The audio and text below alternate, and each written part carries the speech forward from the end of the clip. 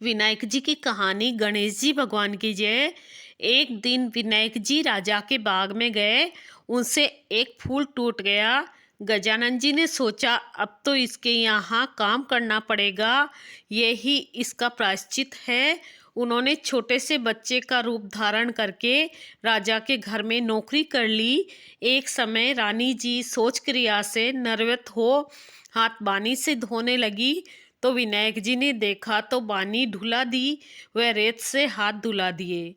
तो रानी गुस्सा हो राजा से बोली, ऐसा नौकर कहाँ से लाए हो जो हर काम में टांग अड़ाता है। राजा ने डांटा तो बालक बोला, अशुद्ध हाथ भी कभी बानी से धोते हैं क्या?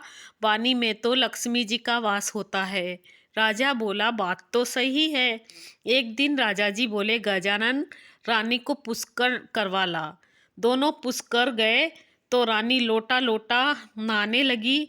गजानन जी ने हाथ पकड़कर रानी को डुबकी लगवा कर स्नान कराया। रानी ने महल में आकर राजा से शिकायत की कि बढ़िया गजानन लाए जो मुझे पुष्कर में डुबो देता। राजा उसे डांटने लगे तो गजानन जी बोले, राजा जी पुष्कर जाकर तो डुबकी लगानी चाहिए ना, लोटे लोटे नहाए तो घर पर ही बहुत है। राजा बोला, बात तो सही है।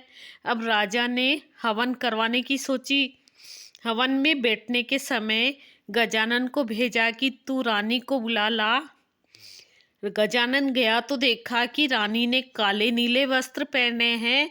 गजानन ने वस्त्र फाड़ दिए। रानी रूठ गई और आई नहीं। राजा बुलाने आए तो रानी बोली, ये गणेशा तो मेरे साथ भद्दा मजाक करता है। राजा ने फटकार लगाई और बोले, क्या कुबुद्धि करी है तूने? तो गणेशा बोला, राजा जी कभी काले नीले कपड़े पहनकर हवन में बैठते हैं क्या? लाल चुनरी पहननी चाहिए ना, इसलिए मैंने फाड़ दिया। राजा ने विचार किया, बालक छोटा है पर होशियार है। हवन में बैठने लगे तो गणेश स्थापना में देर हो गई। राजा ने कहा, गणेश जी बैठाओ। गणेशा बोला, राजा आंखें बंद करो। इतने में गजानन जी ने दर्शन दिए।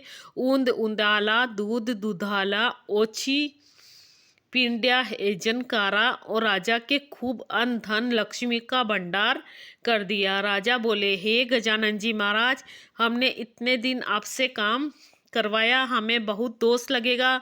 गजानन जी बोले, आप चिंता मत करो।